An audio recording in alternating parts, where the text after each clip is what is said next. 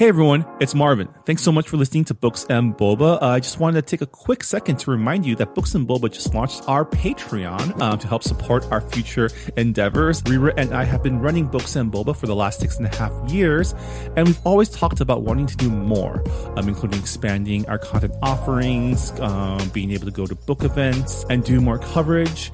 And so to help us get closer to those ambitions, we started a Patreon to help us grow and to better support books by Asian and Asian American authors. We are offering 2 tiers for our Patreon. The first is our regular Boba member coming in at $3 a month, which will give you access to our brand new Books and Boba Discord server so you can engage with your fellow Books and Boba Club members and also Rira and myself in real time. This is where we'll be aiming to move the bulk of our book club discussions, but rest assured we'll still have a presence on Goodreads as well. And our premium tier is our Honey Boba member tier coming in at $5 a month, where in addition to access to our Discord server, you'll also get access to our monthly Boba Chats, a bonus podcast where Rira and I and some guests will get together each month and have a more casual discussion on stuff that may or may not be book related, as well as answer some listener Q&A. Honey Boba members will also have access to a poll to help decide an official Books and Boba book pick once per quarter. So if any of that sounds interesting to you, support Books and Boba on Patreon by going to patreon.com/booksandboba. As always, Rira and I really appreciate your support. All right, thanks for listening, and I'm on with the show.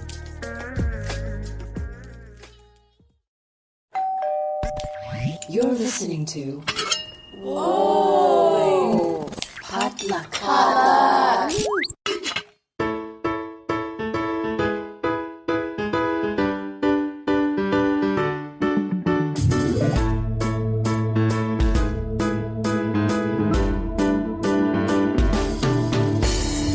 And welcome to Books and Boba, a book club and podcast featuring books by Asian and Asian American authors. My name is Marvin Yue. And I'm Rira Yu.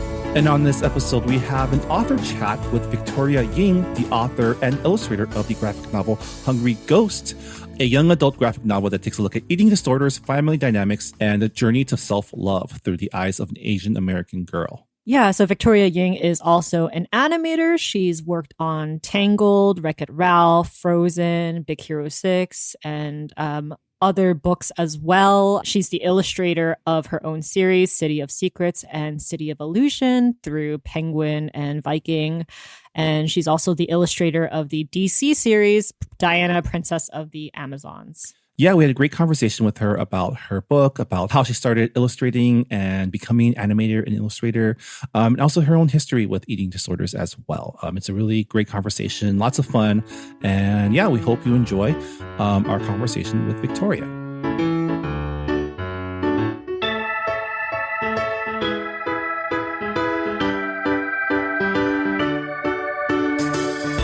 And we are here with Victoria Ying, the author of Hungry Ghost. Welcome to the podcast, Victoria. Thank you so much for having me. So before you were an author, you were an artist. You're still an artist. You worked as a conceptual artist for Disney. You've worked on Tangled, Wreck-It Ralph, Frozen, Big Hero 6, and Moana. Very big titles. But let's go back to the beginning. How did you get into art and storytelling? Yeah, so I basically fell in love with anime and manga when I was, a middle schooler, like a lot of people in my generation. I woke up at 6 o'clock in the morning to watch some Sailor Moon, and I just loved drawing those characters. As I got a little older, I started finding like manga series, and my favorite author was Rumiko Takahashi, who is a Japanese manga artist, and she wrote a series called Ranma One Half, and then she wrote Inuyasha, which was like more of an adventure story. And I just loved her books so much, and I wanted to be just like her. So I really focused hard on drawing because that felt like the most difficult skill. And I didn't think too much about writing for a long time. I just really, really focused hard on like getting good at drawing and being able to like present my ideas in pictures as well as I could. My 8th grade yearbook actually says that I want to like move to Japan and write comics when I grow up. So, yeah, in a way, like I'm doing that now. Like I definitely managed to fulfill that childhood dream. But when I went to high school, I, was really focused on art. And then I went to college, I went to art school, and I really wanted to do comics. I wanted to get into comics when I graduated. But once I was in college and I went to Art Center College of Design, and they're known for their entertainment program. And basically, I got to college and people were like, there's like no money in comics.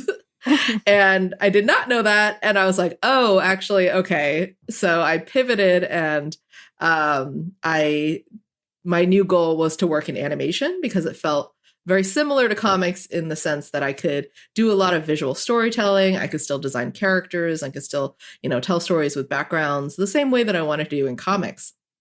But I really had like lost the ability to write. I didn't think that I was a writer. I didn't think that I could write. My goals, even to just work in comics, was not to be a comics writer anymore. It was just to be an artist because, especially in Western comics, you didn't see a lot of people doing both. Like you saw, Marvel comics with, writers and a penciler and an inker and a colorist. Like there was just a big team of people. And I really liked drawing and painting. So I really thought that's what I wanted to do. So after college, I ended up getting into the Disney talent development program, which is almost like an internship, but it's for recent graduates. And it just so happened that after I finished my training time, they had an opening. So I got to stay on at Disney for about 8 years. And that's about when I decided that I wanted to actually revisit writing. And I decided that I wanted to try writing my own stories. Yeah. I have a question about, since you are a fellow weeb, you were into anime and manga. I also studied art when I was younger, and my art teachers would kind of try to push me away from manga and that style of art. But nowadays it seems like it's being embraced more. I don't know if it's because it's this generation of Asian artists who were really inspired by manga art, and now like they're incorporating it with their style. So I just want to ask like questions about, I guess, embracing like an Asian art style and how Asian bodies are being drawn in animation and also in comics. Yeah, so I grew up, especially during my art school training and stuff, we had a lot of the same bias. Like I think that a lot of teachers were like, oh, if you draw anime is just porn. And like, even when we were working on, I was working and we were working on Big Hero 6, which is very anime inspired. A lot of the crew, like people like me who were working on the film, were like, oh, we love anime. Like, oh my God, like we could like reference all these things, look at these like cool fight scenes. And like the older leadership were just like, it completely went over their heads. Like they just did not get it. But I think that things are changing. And I think a lot of that is because, I'm 36.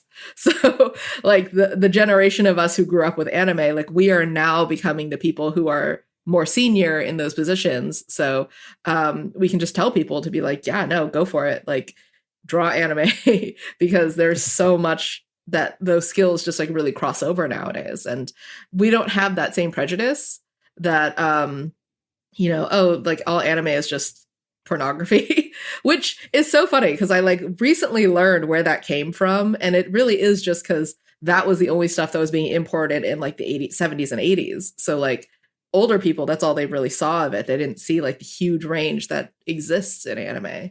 Yeah, they were watching like Satoshi Kon, like Perfect Blue. Yeah. It's all just boobs and stuff. Hey, Perfect Blue is a great movie. I don't know what I wish they were watching Perfect Blue. No, they were watching Satoshi Kon is an auteur, okay?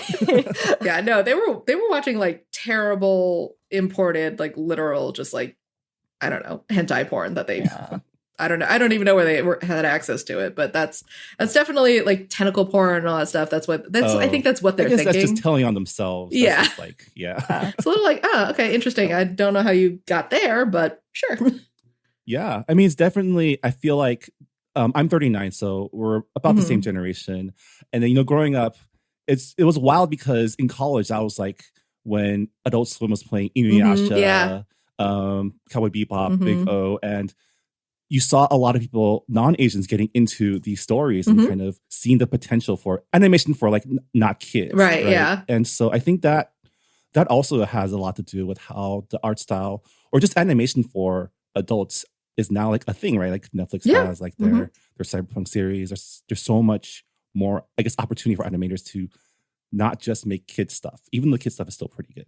Yeah. I mean, I think that anime that just shows that animation is not, not a genre, it's a medium.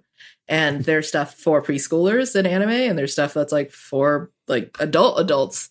And I think that in the West, like we're slowly starting to get more of that. It's still a struggle because I think, capitalistic systems still are very entrenched in the idea that like animation is for kids. But I think that there's a lot of cool stuff that's happening now that is pushing back against that idea.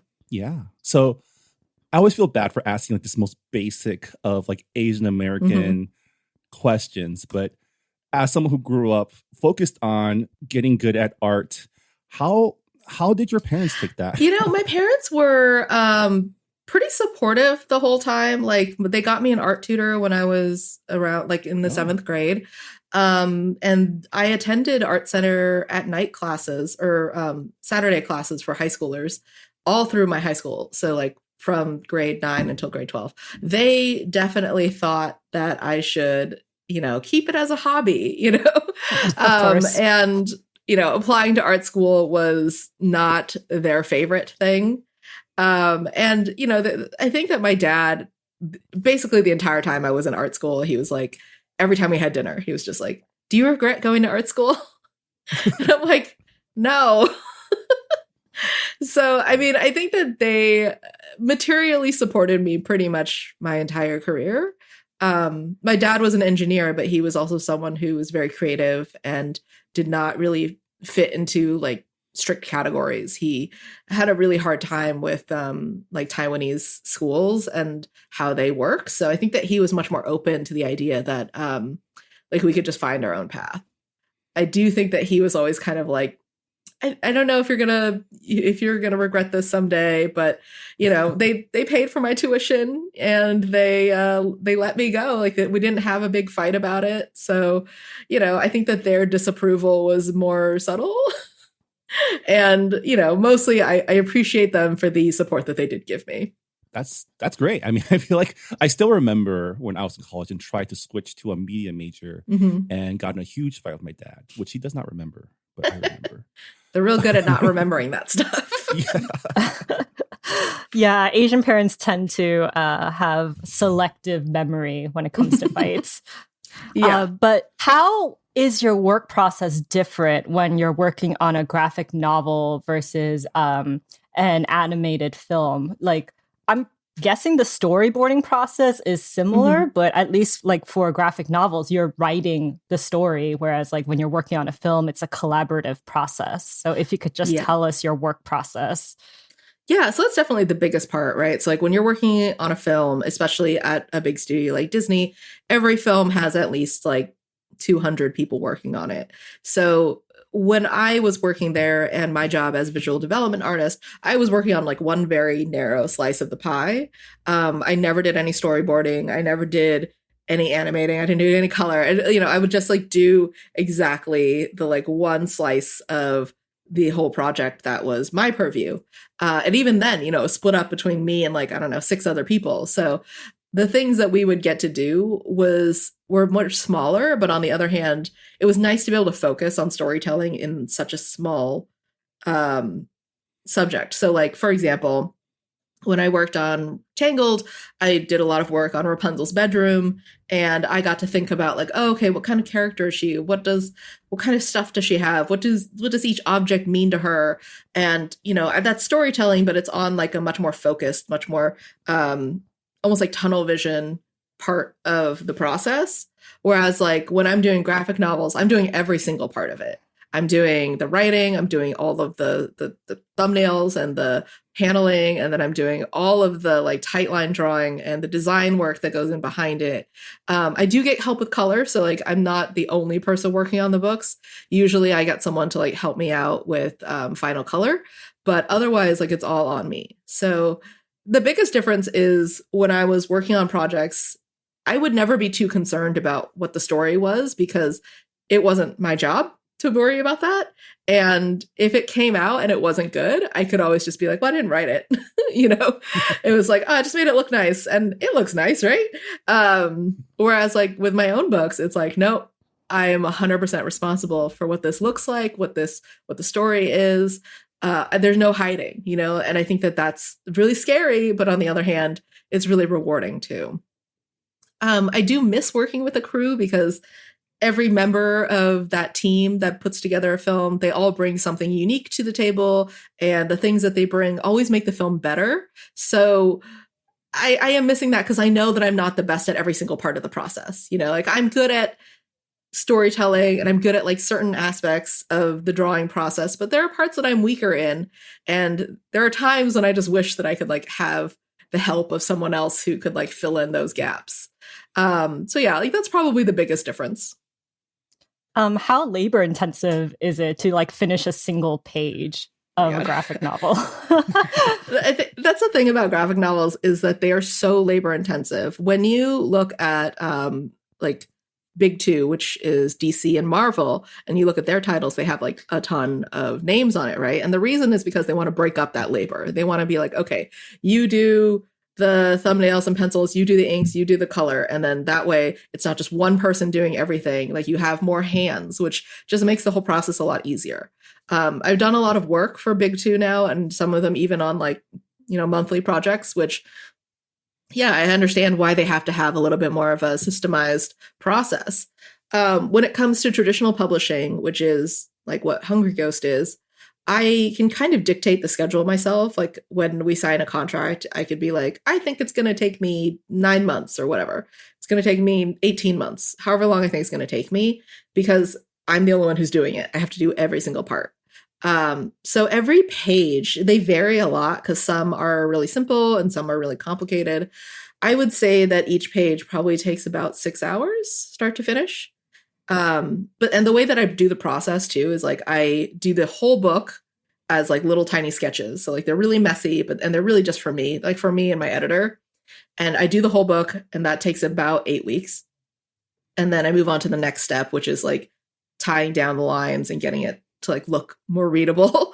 And then that process can take anywhere from like 6 to 9 months. So it just depends on the book or the page. So it's harder for me to be like, a page takes this much time, because like a page for a thumbnail takes me like maybe like half an hour. And then a page for like inks takes me like 3 to 5 hours. Well, you heard it here, folks. Graphic novels are a lot of work. I mean, like I read Hungry Ghost twice, and it took me less than 3 hours. And I'm like, oh my God, it must have taken her so long to write this book. And I consumed it so quickly. I feel like this is a thing that a lot of readers are apologetic about. Like, oh my God, I read your book so fast, and I know it took you so long to make it. And, coming from film and television, I always think about how long it takes us to make a movie. Like that took years too. Tangled was in development for 10 years. And people sit down and watch it in 90 minutes, like it's the same thing. But like, I think that for some reason, because it's so much more personal, because like, again, it's only like 2 or 3 hands touching this project versus like hundreds, it feels like, oh, that exchange isn't equal. But I actually think that like, I'm getting a deal, like it only took me a year, and it only was like this much time. So I actually appreciate that people can read graphic novels quickly. I love short books too. Like I wish we had like more novella length books, like these giant epic, fantasy novels, those, Brandon Sanderson things. I'm like, man, it's so much. Get me shorter books. So yeah. Yeah, we need more light sure. novels in our libraries. Yes. God, that would be amazing. Just like tell me a story that I can read in like 2 hours. That would be incredible. Yeah. I mean, speaking of length, how like when you create your graphic novels, when you write it out, is it like, do you write like a script, or is it like a story? Like, is it a novel? So funny enough, my first series was actually called City of Secrets. And that series is a middle grade fantasy steampunk adventure. So very different than Hungry Ghost. But that was my very first writing project. And I actually wrote it prose first. I wrote an entire novel of that book. I wanted it to be prose because actually, like, that's one of my ambitions. I really want to write prose. But, you know, I think that, like, since it was my first novel and a lot of my friends who read it, they were like, huh, how come, like, you have, like, no description in this book? And it's because, like, as an artist in my head, I can already see it. Like, I don't need to tell you, right? Like, you get it. But that's why people were like, well, why don't you do it as a graphic novel? And at first I was like, oh my God, no, because it's so much work. And, you know, my first book was about a moving city. And I was like, God, no, I don't want to draw that. Like, I knew exactly, like, what my limitations were. But then I was like, you know what, I'll try. And then I did. And it ended up filling in that gap in my, you know, my lack of description because, yeah, I no longer had to describe the city. I could just draw it for you. And then people could see it. So yeah, for that book, weirdly, this is not my process, but that book I did write it as a novel first. And then I adapted it by writing it basically as a screenplay. I used like a pretty typical screenplay format to adapt it. For Hungry Ghost, I used a similar process where I used a screenplay style format to write out the whole story. And I do that still for all of my books. That's not very common. A lot of graphic novelists do not write scripts for their books. They just write as they draw. But for me, I like to be able to have a further zoomed out view. And I feel like if I'm drawing, then it's like too tied down already. So I want to have it in a script so I can like move stuff around and change things and delete scenes. You know, like, it makes it feel much more manageable when I have it be so small or yeah, like basically without drawing. So yeah, I usually do a screenplay style script first and then I take it and then do the rest of the process. Yeah, that makes a lot of sense. I think your way is like should be standard. I mean, it's helpful for my editors too because they're like, great, I can actually read it. I can actually see the whole book. And I do think it really helped when I was selling the book because graphic novels are sold on proposal. They're not sold as a finished piece. Like usually with a prose novel, you have to submit a finished manuscript. Whereas like graphic novels, you just have to send a proposal. And the proposal is just like, here's an outline and here's some pages, you know? But every time when I went out with a proposal, my proposal included a full script. So including a full script, I think helped editors see, they're like, okay, I know where you're going with this. Like, I know exactly where you're going with this. Not kind of like a vague summary, but like, okay, I see like the dialogue. I know exactly what you're going to do. So yeah, they don't have to decipher from like little thumbnails and be like, what is this person saying in this dialogue bubble? Yeah, they like, it's a lot of faith, you know, because it is such a long project. And then you like hire someone on and then, I don't know, a year and a half later, that's when you actually see it. Like that's a lot of commitment for a publisher. Yeah. So we're here to talk about your newest graphic novel, Hungry Ghost, which by the time our listeners are listening to this podcast would have just come out. Can you tell us a little bit about what Hungry Ghost is about? Yeah, so Hungry Ghost is my YA debut, and it is about a girl, Valerie Chu, who is growing up Asian American and dealing with body image and an eating disorder. Specifically, I wanted to address the cultural side of having ED. Yeah, and Hungry Ghost, the title, obviously ties into like Asian culture. We have like the Hungry Ghost Festival. Was that the reason why you picked that title? Yeah, it was. It's funny because when I Googled Hungry Ghosts, like there are so many different Asian folklore stories about hungry ghosts. But in my own upbringing, the way I heard it the most was actually when you ate too fast. And then your parents would be like, oh, you're eating like a hungry ghost. And yeah, like I didn't hear any of like the folklore.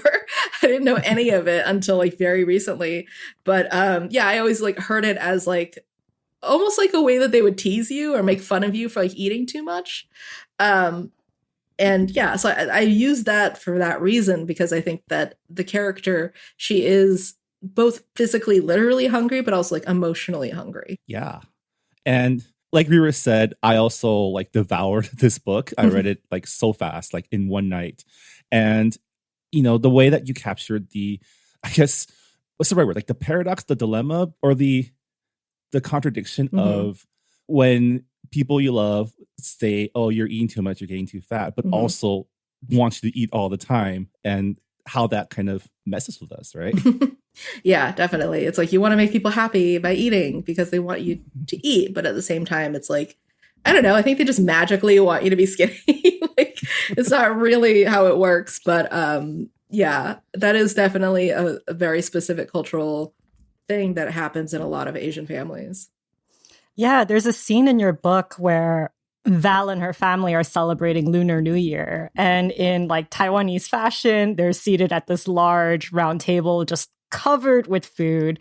And, you know, like Val's kind of caught in a dilemma because it's rude not to eat what her elders put on her plate, but also like in the side, her mom is just kind of like side-eyeing her and be like, it's like, I see what you're eating. And I just thought that was just a specific Asian American thing. And I just wanted to ask, like, was that a struggle that you personally experienced growing up?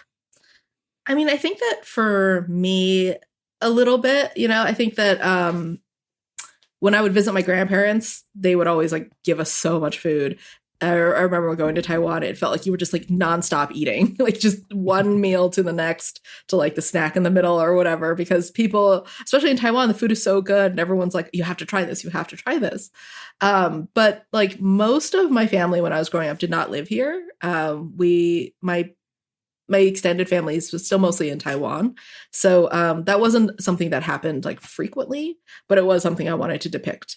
Yeah, my family's the same. We're all over the place, and it would always be, for me, it would always be like I had one fun uncle who would always override my mom whenever she told me I couldn't eat something. Yeah, and so I would take advantage of that and eat whatever I wanted, knowing that I would get in trouble when I got home. I mean, it is funny because like I have a brother, and it's very easy to see the gender differences because like, oh yeah, once like there was food, you know, they would be like, oh, the boys, give the boys more food, make them eat, you know, have them have it. And like it just felt very clear that like the girls were not supposed to have the food. Like they were supposed to be fed, but like the boys had like got the most food and they got all the best parts. And so that's definitely a thing too.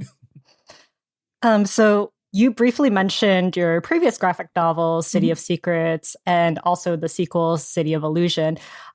They're fantasy stories, like you mentioned. So what was it like switching gears and diving into a contemporary story, which, you know, is rooted in very serious topics like disordered eating and fat shaming? Yeah, it was, when I decided I wanted to write, I found fantasy novels, and I fell out of love with reading during college because I think a lot of us do, you know, like you get busy and you don't read for pleasure anymore. And so when I returned to actually reading for pleasure, I read fantasy, and that was like the thing that I loved the most. So that's really where City of Secrets came from, was a love of those types of books.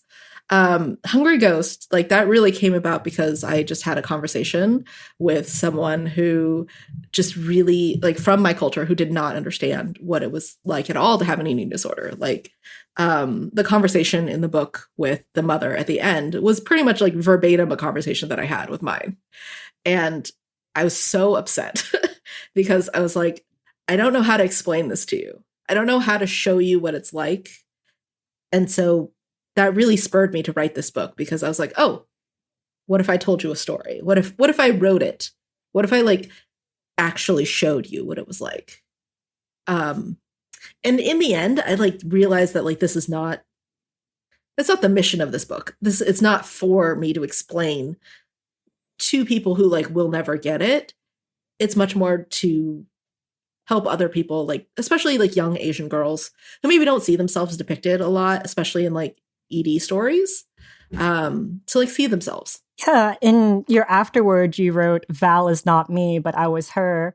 And it really made me think, okay, this book, even though I'm not someone who struggled with disordered eating, like it's probably going to mean so much to Asian American girls out there who did have that struggle. What was it like revisiting your personal history of disordered eating? And when do you think you stopped becoming Val? You know, it's really like a lot of the things in the book are true. Like they are just things that did happen. But when they happened, the timeline in which they happened did not fit into a narrative structure. So that's why I wrote it as a fictionalized memoir instead of a memoir, because I wanted to say something that I felt like I could do better in fiction than I could in a memoir. And I think that, like, yeah, it's so funny because I stopped with the really ED behavior of purging when I was like in my, I want to say early 30s, mid 20s. It's tough because ED is not something that you're cured, you know, like it's almost like alcoholism where it's like, this is just something that you're always going to kind of have to deal with. And there is going to be good days and bad days. So in a lot of ways, like I still am her, like I still think a lot of those same things, but I've also like built up the other side of me that can like push back against those messages. So yeah, I think in the afterword I say, yeah, I'm not Val, but I have been in her shoes. And the character of Jordan was actually like a fictional character. Like there is no person like that. But I wrote her to be like the version of me that I want to be, which is like someone who's just comfortable, who's like okay with it. And I think that like I didn't really get like really committed to recovery until actually probably the beginning of the pandemic. Because even though I'd stopped all of whatever is considered actual diagnosable eating disorder behavior, I was still very, very married to diet culture and like being thin at all costs. I was doing like keto. I think I was on keto for like a year, and I was seeing a personal trainer like 3 times a week, pretty much up until like the beginning of the pandemic, when I just had a reckoning that I was like, I don't want to do this anymore. Like, this sucks. Like, yeah, like I did all that work for what, really? And yeah, I think that like, even if you are recovered from your eating disorder, which how they measure that is very, you know, like I had a therapist and we were talking about it and they'd be like, when's the last time you purged? And I was like, I don't know, like 4 months ago. They're like, great. So like you're on the path, right? But like, I don't think you could really ever be healed from that until you start to learn to accept your body and also learn how to eat normally. So I don't think that I really was able to come out of disordered eating, maybe not ED, like eating disorder, capital E, capital D. I don't think I was able to leave disordered eating until I learned about intuitive eating, which is, I think, the only way to really recover. Yeah. Yeah, I mean, eating disorders, we have such like a lack of data when it comes to Asian Americans, because I feel like eating disorders is kind of associated with like white women, like thin white women, and there's also like a cultural aspect to eating disorders in the Asian American community, because so much of like body commentary is just rooted in our culture. Yeah, like one of the earliest lines in Hungry Ghost is, I always wanted to be guai. There's no English translation, but it means good or obedient. And I feel like this pressure to be good is very common among Asian women, and it definitely plays a strong role when it comes to like eating disorders and being insecure about your body. Why do you think that pressure is so prevalent across, you know, our culture? Man, I mean, I wish I knew. I think we all want approval from our parents. And I think for me, like, I didn't really get a rebellious stage until I was in my like late 20s, early 30s, you know? Like growing up, I was like the good kid because, yeah, I feel like for our families, like there wasn't a lot of, like the way that they show love was really conditional based on like how good you were. And I had a little brother and he was always the bad one. So I had like more incentive and more pressure to be good. And good meant a lot of things, but it also meant like physically looking a certain way. And what part of the reason why this book is not my experience is that I actually did not have an eating disorder when I was in high school. I was naturally thin, like all the way up until I graduated. And my eating disorder didn't start until I was in college and into my 20s. And a big reason why it did start was because I suddenly gained weight. Like I gained the freshman 15, you know? And then I freaked out because I was like, oh my God, this is the thing that my parents have been like telling me that they value so much. They're like, oh, it's so great. You're like so thin. You're so naturally thin, blah, blah, blah. And then like the moment that I could feel that getting taken away from me because bodies change, like that's just normal.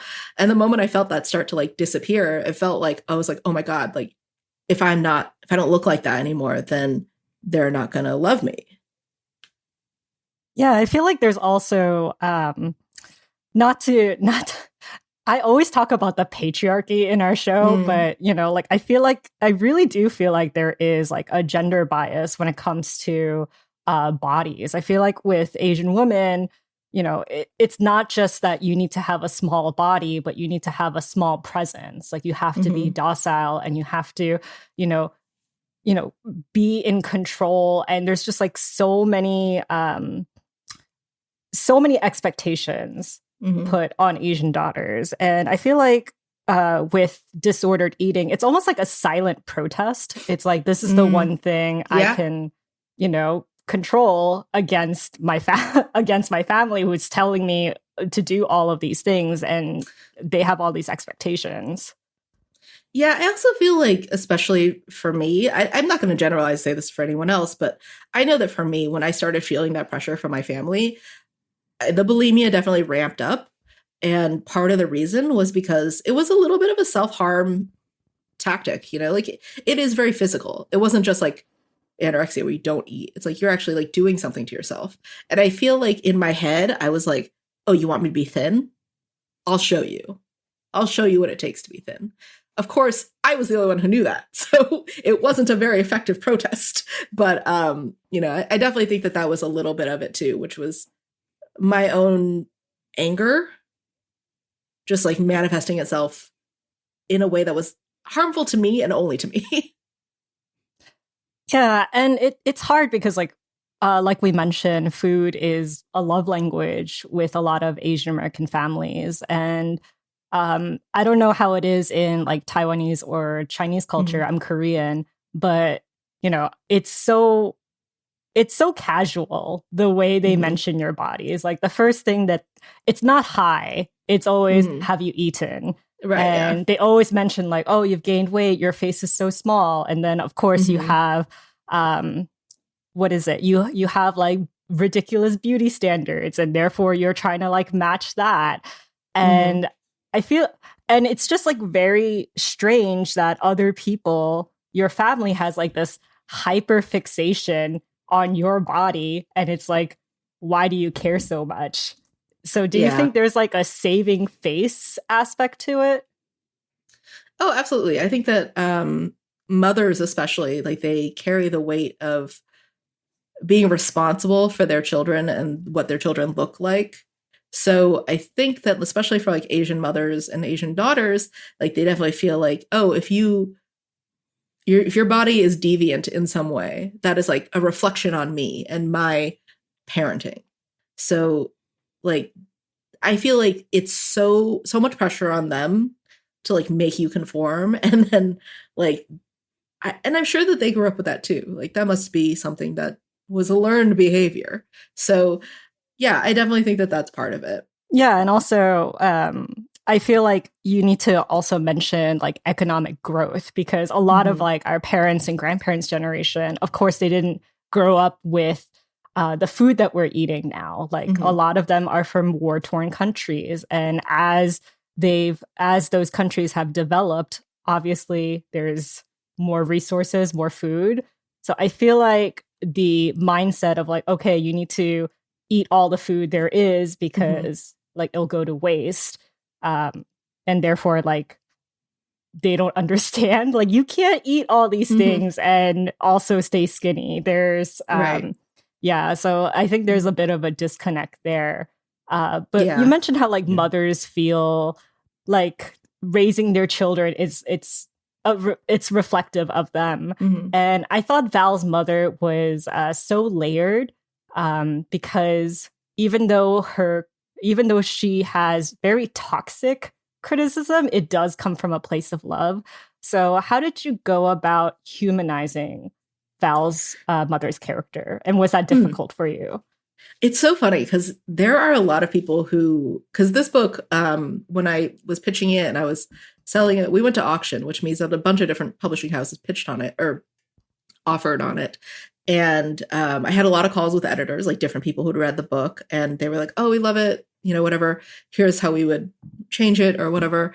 And a lot of people who I did not end up going with, they said that the mother was like too unsympathetic, and she like they were like, oh, she should like get her comeuppance at the end or something. And I'm like, yeah, that's not realistic to my experience. And like, I also don't think that I made her that villainous. So I think that there is a perspective that like other people of color have when they come to it, and they can actually see that. They can actually see that she's layered and not just like this very flat villain. And I think that like a lot of people who grew up with more Western storytelling ideals, like when they see like what a mother is and what a mother is supposed to do, they see her as much more villainous and like they see her as much more unsympathetic. So I don't think that I like necessarily tried to make her layered. This is just like my own feelings about the people that I grew up with, like this is the reality of them, where they're like complicated. And yeah, they do some things that are like really, really bad, but at the same time, I try to come at it with sympathy as much as I can, but also like not to shy away from exactly like how crappy some of that behavior is. So I think that that's what did it. But again, like I said, a lot of people may not read it that way, because that's I had interesting. a lot of editors who were like, oh, she's so mean. And I'm like, Yeah. I mean, you can be emotionally manipulative, but also be loving in your own way. And I think we're also like in a post everything everywhere world. So I think that we as a, culture, maybe we can have those conversations about like what motherhood looks like, and like, yeah, like not flatten mothers, not make them feel so one note and so all giving and all, like this like very angelic figure of a mother that is so prominent in Western culture, that we can actually that kind of, get into it and make mothers who they are, people, Yeah, I mean, I definitely related to like, as adults, now we can kind of sympathize with parents who are probably dealing with a lot. And Valerie's mother is definitely dealing with a lot throughout the story. And something that I definitely noticed that maybe some of your editors might have missed is that Val's mother kind of deflects conflict through criticism, right? Like she avoids addressing the issues by like making comments, and which is something that like my mom definitely does. And to me, that felt like such a on point depiction of what that feels like to be. Yeah, I think it's also really hard because like as Asian Americans, we grew up in a very different culture than like our parents usually anyways. Like my parents are first generation immigrants. So like they have to deal with our Americanness, which is our desire to like be more open emotionally, to be like, I'm having this problem, please help me deal with it.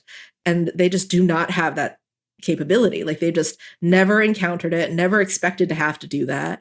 And I think that conflict is really challenging, but it's really like a big part of the experience of being a child of immigrants.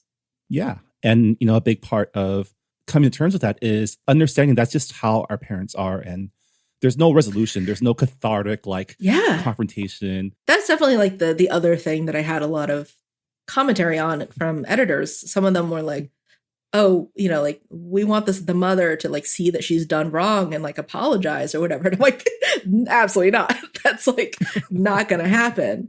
And I think that is the fantasy that a lot of the current generational trauma movies have done, where they've, I saw a joke someone on Twitter was like the ultimate fantasy where your immigrant mom actually apologizes to you for something. And yeah, I'm like, that's not realistic. It's not the way that I think that this is going to end. So like my resolution to me is satisfying as an author, but I think that for a lot of people, it will not feel satisfying enough. Well, like one of my favorite scenes in the book is like after Val and her mother, like they kind of have like a blowout. Like Val goes to the bathroom and she's crying, and then a stranger comforts her And I thought that was just such like a poignant scene. What compelled you to include it in your book? So I said earlier that like that confrontation scene, that like almost verbatim did happen. And it took place like in a hotel restaurant. And that did happen. Like, not in that exact way. It's like what happened, because real life is like way more annoying and funny. After the brunch, I went to Michael's because I needed something from the art store. And then this lady who's standing behind me, she was like, "Hey, were you just at this restaurant?" And I was like, "Yeah." And she's like, "Oh, I overheard you and your mom." And then she comforted me. She was like, "I'm really sorry. And can I give you a hug?" And yeah, it's like that just actually happened. And it was just so weird, but also like, I don't know. I included it because like, not necessarily because as a storytelling moment, I was like, this has to happen. It was more like this actually happened and I don't know what to do with it. So I'm just going to like put it in the story. Like this is part of it because yeah, that's one of those weird things that happen in real life that like, you just can't ignore. Someone like I told the story to someone else afterwards and they were like, "Oh, that was like the universe giving you a gift." Like after that terrible conversation, the universe was like, "Hey, it's okay." So, yeah. I think it really helps to have like older women definitely like have solidarity and be like, yeah, what you're going through, it's not just like something you can sweep under the rug. It's actually real and you shouldn't, have to feel ashamed or that you have to hide it for other people's benefits. And that's why it was like really powerful to me. So I was like, yeah, this is the second best thing you can get. Like the first best thing is an apology from your mother, and that's never going to happen. I mean, I think that the way other people show up for us, that is so much about what this story is, because I think that I expected so much from my parents to be like, you have to be the way that I see parents on TV, right? You need to like be all of my emotional, you need to be able to like take care of me both physically and emotionally. And that's just not realistic.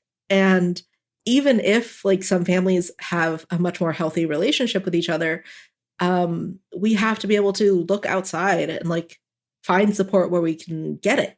It might not be where we thought it was going to be or where we hoped we were going to get it, but like, yeah, if the universe presents you with a gift, just like take it. Yeah, I mean, like, as someone who doesn't have eating disorder, like, I definitely grew up with a lot of, like, very strict, I guess, like, restrictive diets were a thing that were, like, definitely pressured on me. And I feel like it was also just the idea of, like, well, your value is your physical appearance as a girl. Yeah. Like, if you are fat, then you can't get a husband. And if you can't get a husband, you have no future. And it's, like, tied to all of these things. And it's like, oh, yeah. Yeah. But at the same time, it comes from concern because your family wants the best thing for you. And it just happens that the best thing for you is not exact. It doesn't exactly match what your parents want for you. So I thought that was beautifully depicted in your book. Oh, thank you. Yeah. And the way that you draw all the characters, like their faces are very expressive. And even when, in that scene with the confrontation, you can see that like the mom probably knows she's like messing up right now, but just can't help it because it's just who she is, how she's been told to. Yeah, I think she has no other recourse. She doesn't know what else to do except deflect. It's like, oh, I have this problem. No, you don't. What? No, that's not a thing. Like, let's talk about something else. And I think that they are uncomfortable. And the mom is very uncomfortable in that moment. And instead of like trying to address the thing that has just been presented to her, she's like, oh no. She's so scared of her own emotions that she's just like, okay, we're just going to like go around it. And then we're going to forget that we even had this conversation. Yeah. And it's also like a form of control and normalcy. It's like, if I can control my diet and control my children's diet, it's just one thing that is stable and in my control in this chaotic world where things are going wrong all the time. Yeah. I have a lot of sympathy because I do see that especially in our older generation parents. And I don't know, a lot of people now, like restrictive eating is just so normalized. This is just like the way to be healthy is to like cut out all carbs or whatever. And yeah, human beings are not meant to live that way. I don't know what they're what they're thinking. Yeah, it's like, yeah, no, we should live like cavemen. And it's like, what? No, do you know how long life expectancy was back then? Like, we have food for a reason. So, yeah, I do sympathize a lot because, like, when you're in that mindset and you don't know any other way to be, like, you're like, oh, well, this is like what's healthy. And, you know, when you're confronted with like, well, it's not healthy for me, then they don't really have a script. So they just kind of like keep going back to it. So it could be a very frustrating and like it feels very gaslighty. Like your the people from your culture are like, no, that's not an eating disorder. Like that's just normal. And you're like, that's no, just, yeah, I know that's just something's self-discipline. wrong. Yeah, exactly. Yeah, I mean, growing up, like I was severely underweight, and that was just like my body at the time. And people would compliment me, being like, "Oh, you're so thin," and it's like, "I wish my body was like yours." And I'm like, "No, you don't." Like, I literally went to the doctor, and the doctor said I was 20 pounds underweight, and I have to eat a lot of food to gain weight, but I wasn't gaining weight at that time. And once I hit puberty and like I was able to be an average weight for once, like other people were like, oh, like you don't look as good as you used to. And like I remember there was an incident where I was at church and like cafeteria style, like the person who was serving food, they purposely gave me a lot less food than all of my friends. They're like, that's so fucked up. Yeah, they literally was just like, they gave me like 2 pieces of like meat or whatever, and they're just like, oh, you need to like cut back so you can go back to, you know, being thin. And I was just so angry because I'm like, you don't know, like this is my body. How dare you tell me that?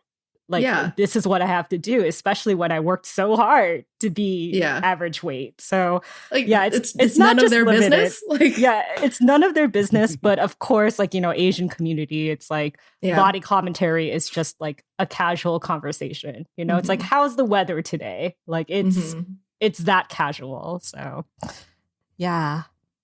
Well, that was a therapy session. Sorry to our listeners. I have like very strong opinions on how our community comments on our bodies and how. I mean, like even like you said, the compliments, like when they compliment you for being thin, then in your head, you know that you're like, well, if I ever change, then like I'm going to lose that whatever currency that is, like whatever favor that I have. So it only just like puts you more aware of your body. It never is actually a good thing. And like you can compliment thinness, but like what if someone is going through like chemo, you know, like that may not be a good thing to them. And I think commenting on people's bodies in general, we should just not do it. But it's worse in Asian culture, but it's definitely still a thing even in like American culture. All right. So as we come to the end of our discussion, I'd like to ask, like, what do you hope that your readers can get from reading your story? I hope that readers will see an experience of eating disorders that is more than just the gory details. I've read a lot of eating disorder memoirs and books of the like, and I really wanted to explore what it actually feels like emotionally when you have so much pressure to change your body or to keep your body a certain size. So I really want people to read the book and to have a little bit more sympathy and empathy for young people who are going through something like this. So the book comes out April 25th, which by the time you're hearing this, it should be out on booksellers everywhere. So definitely check it out. What are you working on next? So I am working on a follow-up to Hungry Ghost, which is currently untitled, but it is similar in that it is a YA contemporary book that relies a lot on my own experiences, and it's about growing up on the internet and getting into a inappropriate relationship with a much older man. Oh no. Yeah, not great. Not great. Well, thank you so much, Victoria, for chatting with us. Good luck on all your future endeavors. Thank you. Hope to hear from you again soon. Yeah, thank you guys. Thanks for having me. And that was Victoria Ying. Her graphic novel, Hungry Ghost, is now available at booksellers everywhere, including our Books and Boba bookshop. So if our conversation piqued your interest, feel free to purchase off of Bookshop and support your local bookstores and Books and Boba as well.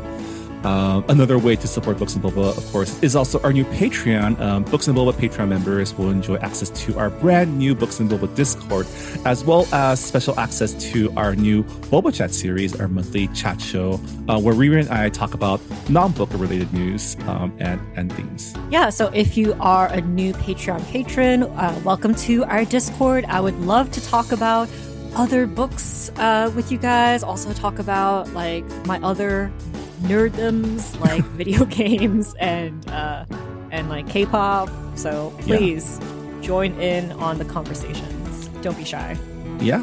All right. So before we go, Mira, what are we reading for the month of May? Yeah, so for the month of May, we are reading The Fortunes of Jaded Women by Carolyn Wynn. Yeah, it is a multi-generational story about a Vietnamese American family living in OC's Little Saigon who has to deal with a family curse that prevents them from finding love and happiness. So looking forward to discussing this book with you, Rira, at the end of the month. And for our listeners, if you've already read the book and have thoughts to share, please let us know on Goodreads or on Discord. We'd love to hear from you. But with that, thanks again to Victoria Ying for chatting with us on Books and Boba. And we'll see you all next time. Bye, everybody. Bye. Thanks for listening to Books and Boba. This podcast was hosted by Marvin Yue and Rira Yu and edited and produced by Marvin Yue.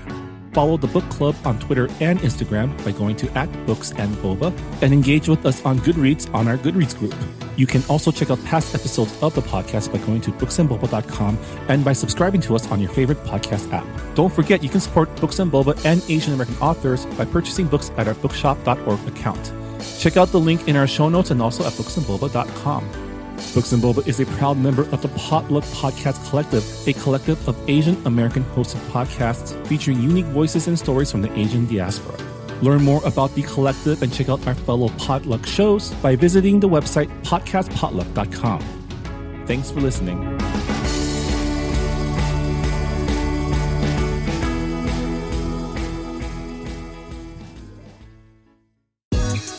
Life gets a little crazy sometimes. Sometimes it's confusing, sometimes it's funny, sometimes it's beautiful, and sometimes it can just piss us off.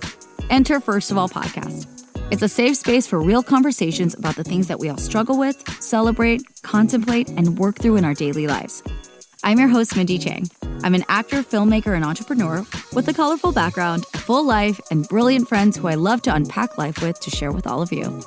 They are everyday people like you and me, ranging from award-winning artists, cultural icons, powerful CEOs, my hilarious childhood friends, and even my mom.